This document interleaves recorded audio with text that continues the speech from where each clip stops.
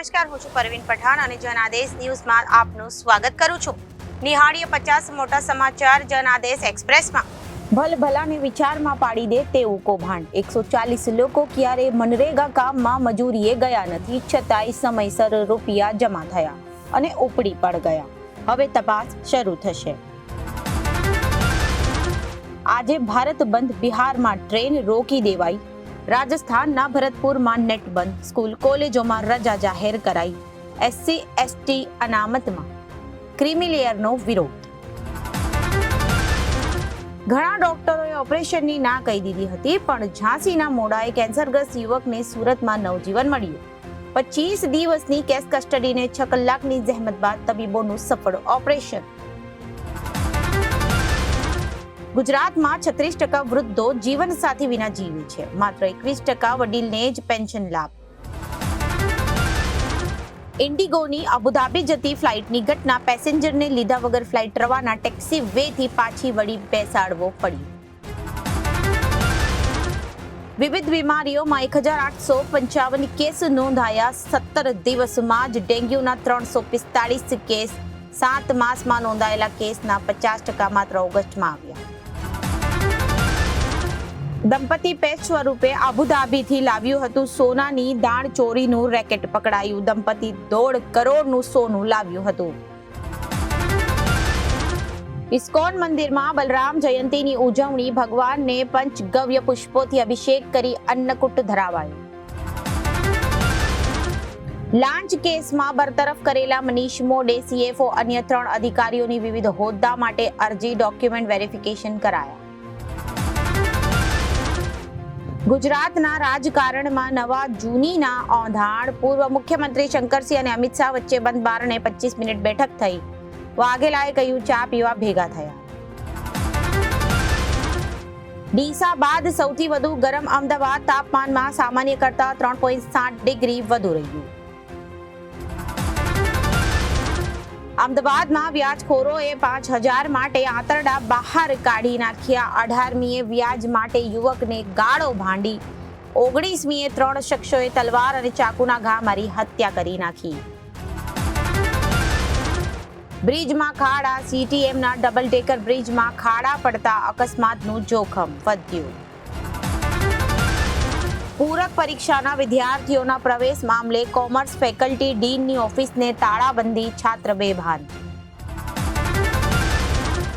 નવા યાર્ડના ભંગારની દુકાનના સંચાલકે બુલેટ ટ્રેન પ્રોજેક્ટના સામાનની ચોરી કરાવી હોવાનું ખુલ્યું.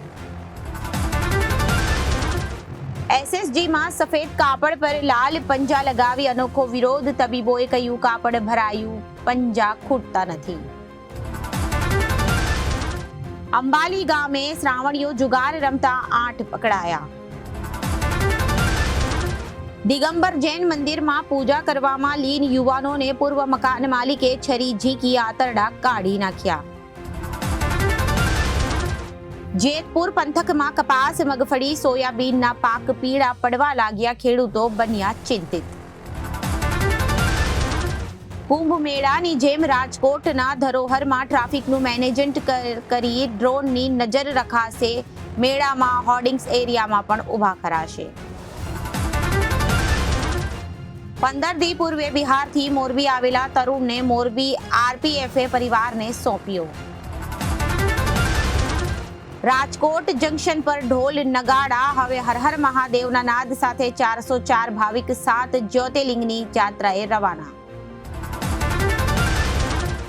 સોઇલ રિપોર્ટ પહેલા જ પથરાળ જમીન હોવાનું બહાનું ધરી ફાઉન્ડેશન ફેડરેસ વગર લાકડાના સપોર્ટ પર રાઇટ્સ ઊભી કરી દેવાઈ. લાંબા વિરામ બાદ વરસાદી માહોલ જામ્યો. ગરિયાધાર પંથકમાં 2 ઇંચ વરસાદ ખાબક્યો અને તાલુકાઓમાં હળવા ઝાપટા વરસ્યા. ટાસ્ક પૂરી કરવાના બહાને શિક્ષક સાથે ₹10.98 લાખની છેતરપિંડી કરવામાં આવી. તળાજા શેત્રુંજી નદી પર પુલની જાળવણીમાં તંત્રની બેદરકારી સામે આવી. ગિરનાર પરના રક્ષિત સ્મારકો અસુરક્ષિત તોફાનીઓએ વિગત વંચાય નહીં એ માટે યોજનાબદ્ધ રીતે બોર્ડ તોડ્યા. વરસાદી પાણીમાં ધોવાઈ ગયેલા માર્ગો ઉપર ઉડતી ધૂળથી લોકો તોબા પોકારી રહ્યા છે.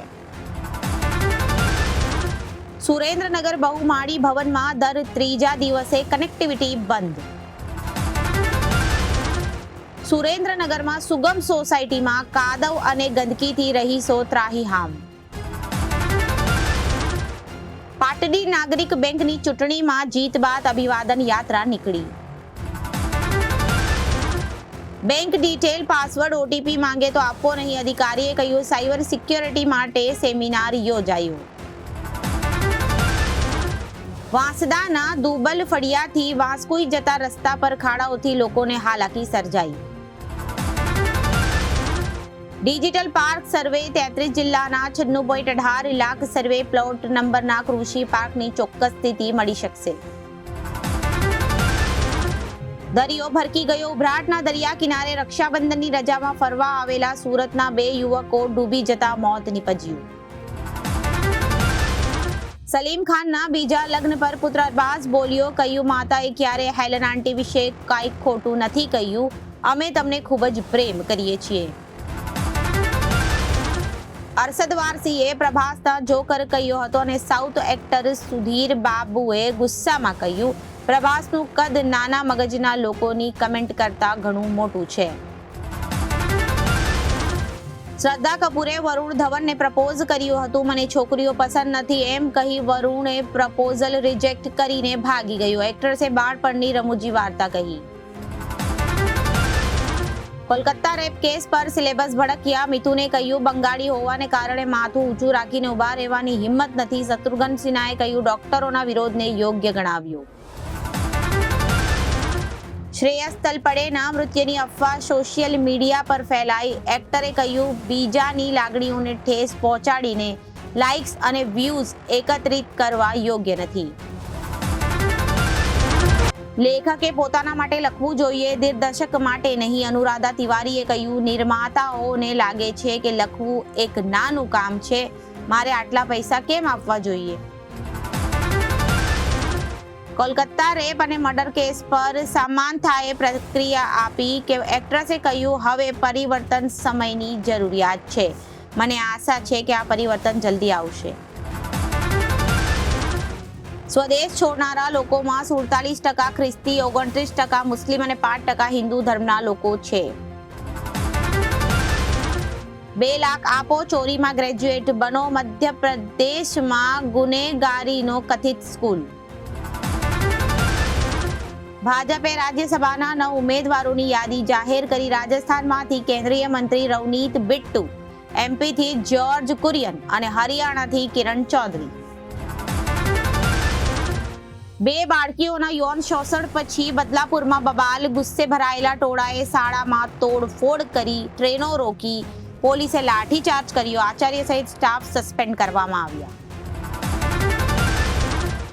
લોકોમાં ઉદાસીનતા, નિરાશા વધતા ટ્રમ્પ જેવા જમણેરી નેતાઓની સ્વીકારતા વધી. સોશિયલ મીડિયા તેને વધુ વેગ આપી રહ્યું છે. કુવૈતમાં અગ્નિકાંડ બાદ 27 ભારતીયો પર બેઘર થવાનું સંકેત. કેલિફોર્નિયામાં યુનિવર્સિટીએ ટેકનોલોજી વિકસાવી. લકવાગ્રસ્ત દર્દીઓને વિચારોને શબ્દોમાં બદલી શકાશે. પાકિસ્તાનની સંસદમાં ઉંદરોની ધમાલ. ફાઇલો ખાઈ ગયા. ભિખારી બની ગયેલી પાકિસ્તાન સરકારે હવે ખેલાડીઓ ખરીદવા 12 લાખનું બજેટ ફાળવ્યું. તો આ સાથે જ અત્યાર સુધીના સમાચારો સમાપ્ત થાય છે. ફરી મળીશું નવા સમાચારો સાથે. ત્યાં સુધી જોતા રહો જનાદેશ ન્યૂઝ. નમસ્કાર.